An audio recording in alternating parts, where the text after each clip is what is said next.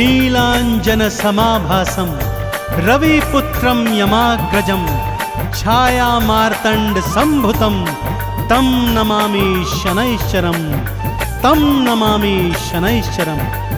बोलिए शनिदेव भगवान की।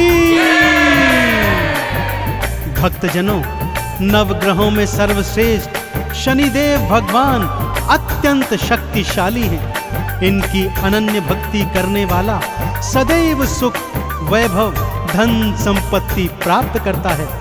परंतु न जाने क्यों इनकी साढ़े साती से मनुष्य ही क्या देवता गण भी भयभीत हो जाते हैं। जबकि शनिदेव तो न्यायाधीश होने के कारण केवल अपने संचित कर्मों का न्याय करते हैं।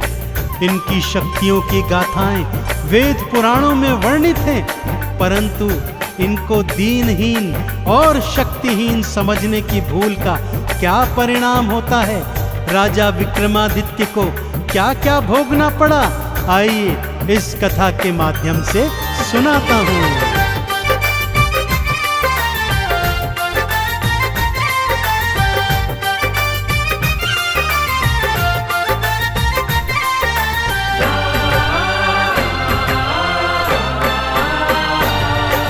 सूर्य पुत्र शनिदेव की गाथा। सूर्य पुत्र शनिदेव की गाथा भक्तों बड़ी महान है।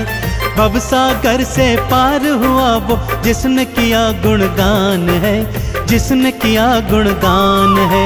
सूर्य पुत्र शनिदेव की गाथा भक्तों बड़ी महान है। भवसागर से पार हुआ वो जिसने किया गुणगान है, जिसने किया गुणगान है। सूर्य पुत्र शनिदेव की गाथा।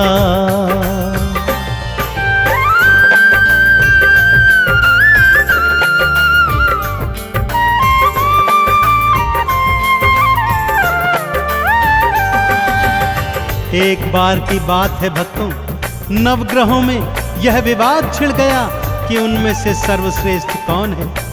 जब विवाद नहीं सुलझा तो 9 के 9 ग्रह त्रिदेवों की शरण में आए, परंतु त्रिदेव भी उनके इन प्रश्नों का उत्तर नहीं दे पाए। इस पर देवर्षि नारद ने नवग्रहों को बताया कि पृथ्वी लोक पर विक्रमादित्य नामक एक अत्यंत न्यायप्रिय राजा है, वही आपके प्रश्नों का उत्तर दे पाएगा।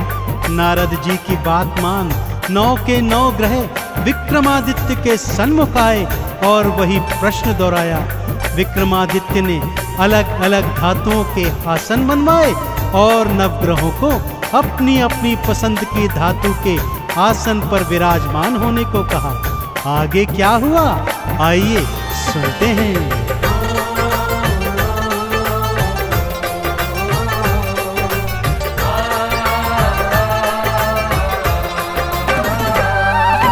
सूर्य देव सोने पर बैठे और चंद्रमा चांदी पर। बुध ने पन्ना मंगल मूंगा, राहु केतु गोमेद पर। शनि देव को लोहे की धातु तो बहुत सुहाती है। लोहे के सिंहासन उनकी दृष्टि तो पड़ जाती है।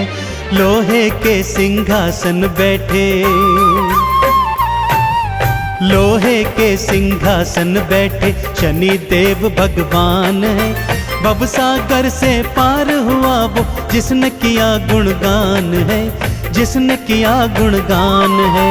सूर्य पुत्र शनिदेव की गाथा भक्तों बड़ी महान है।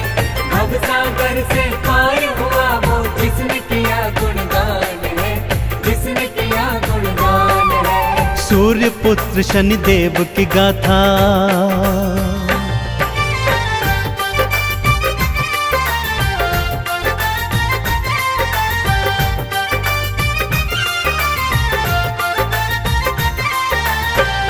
जैसे ही नवग्रह अपनी अपनी पसंद की धातु के सिंहासनों पर बैठे, विक्रमादित्य प्रसन्न मुद्रा में बोले, लीजिए निर्णय हो गया। जो ग्रह सर्वश्रेष्ठ धातु अर्थात स्वर्ण पर बैठा है वह सर्वश्रेष्ठ है, और जो ग्रह सबसे निकृष्ट धातु अर्थात लोहे पर बैठा है वह सबसे नीचे है।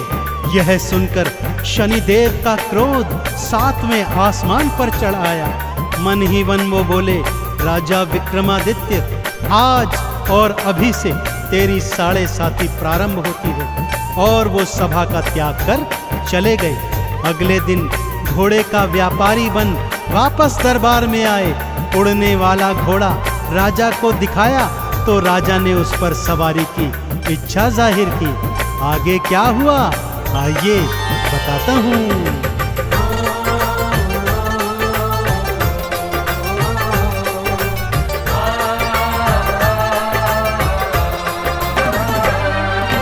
घोड़े पर ज्यों एड़ लगाई, पवन वेग से उड़ने लगा। और घने जंगल में राजा विक्रम को वो फेंक गया। चोर लुटेरों ने राजा के गहने कपड़े लूट लिए। भूख प्यास से बेदम राजा नगर नगर फिर घूम लिए। एक सेठ ने जब देखा तो, हाँ, एक सेठ ने जब देखा तो लगा भला इंसान है। भवसागर से पार हुआ वो जिसने किया गुणगान है, जिसने किया गुणगान है। सूर्य पुत्र शनिदेव की गाथा भक्तों बड़ी महान है। भवसागर से पार हुआ वो जिसने किया गुणगान है, जिसने किया गुणगान है। सूर्य पुत्र शनिदेव की गाथा।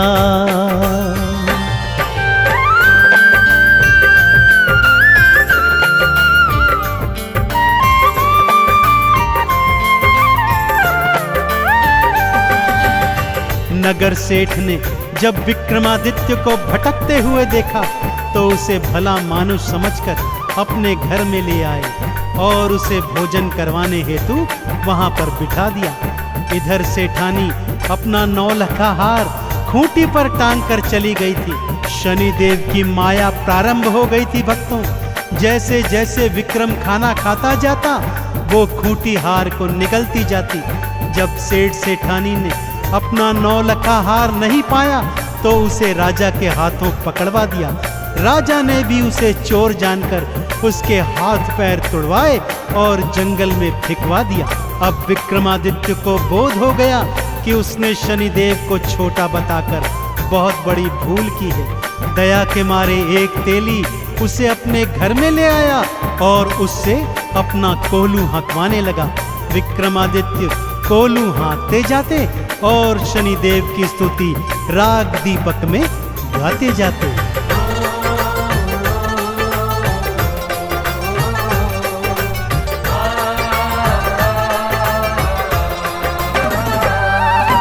हाथ पैर सब टूट गए थे तेली घर कोल्हू हाँके। भंडारे जो खिलवाता था आज कर रहा खुद फाके।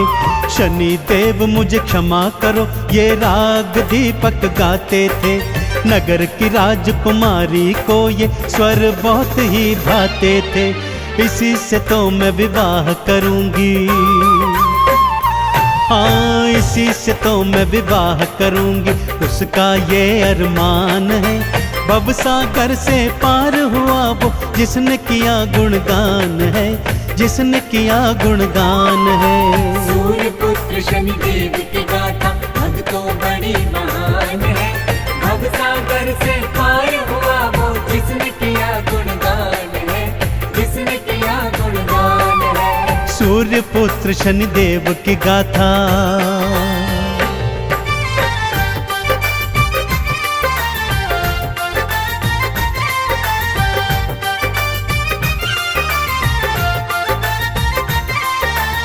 नगर की राजकुमारी को विक्रमादित्य की आवाज इतनी अच्छी लगी कि उसे बिना देखे ही उसने उससे विवाह करने की ठान ली।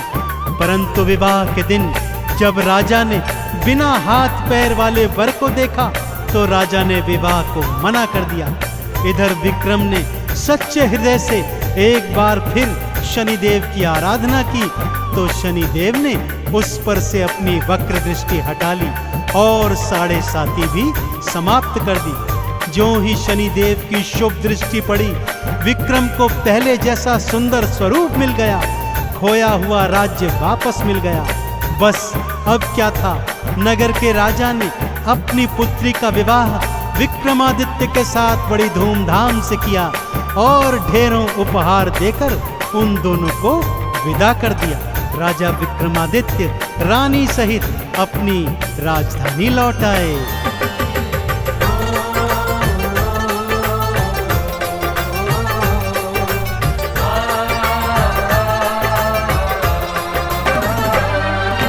वक्र दृष्टि जब हटी तो भक्तों हाथ पैर वापस आए।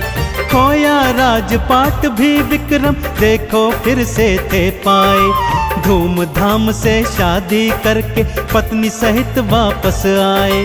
आते ही फिर नगर मध्य में शनि मंदिर एक बनवाए। है शनि देवा नवग्रहों में, है शनि देवा नवग्रहों में भक्तों सबसे महान है। भवसागर से पार हुआ वो जिसने किया गुणगान है, जिसने किया गुणगान है। सूर्य पुत्र शनि देव की गाथा भक्तों बड़ी महान है। भवसागर से पार हुआ वो जिसने किया गुणगान है, जिसने किया गुणगान है। सूर्य पुत्र शनि देव की गाथा।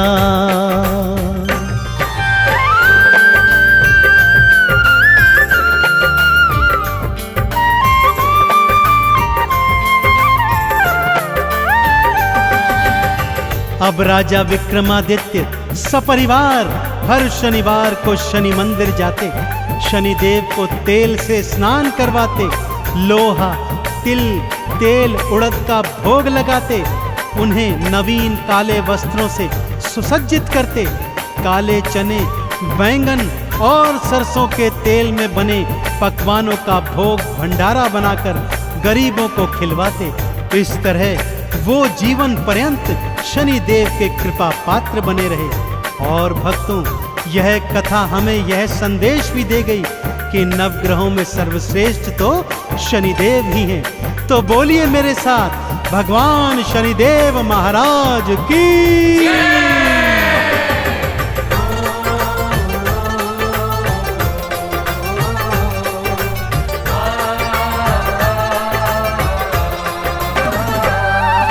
लोहा तिल और तेल उड़द भी शनि देव को भाते हैं। हर शनिवार जो शनि देव को ये अर्पित कर जाते हैं। चंदन तिलक लगा के शनि की आरती 40 गाते हैं। शनि देव के 12 नामों को मन से जो ध्याते हैं, शनि देव की कृपा पाते, शनि देव की कृपा पाते करे शनि कल्याण है। भवसागर से पार हुआ वो जिसने किया गुणगान है, जिसने किया गुणगान है। सूर्य पुत्र शनि देव की गाथा भक्तों बड़ी महान है। भवसागर से पार हुआ वो जिसने किया गुणगान है, जिसने किया गुणगान है। सूर्य पुत्र शनि देव की गाथा।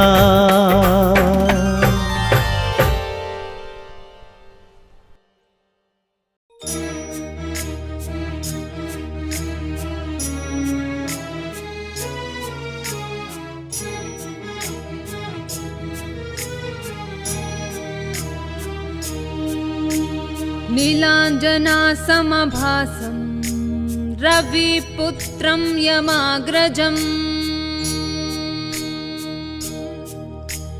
छायामार्तण्डसम्भूतं तं नमामि शनेश्वरम्।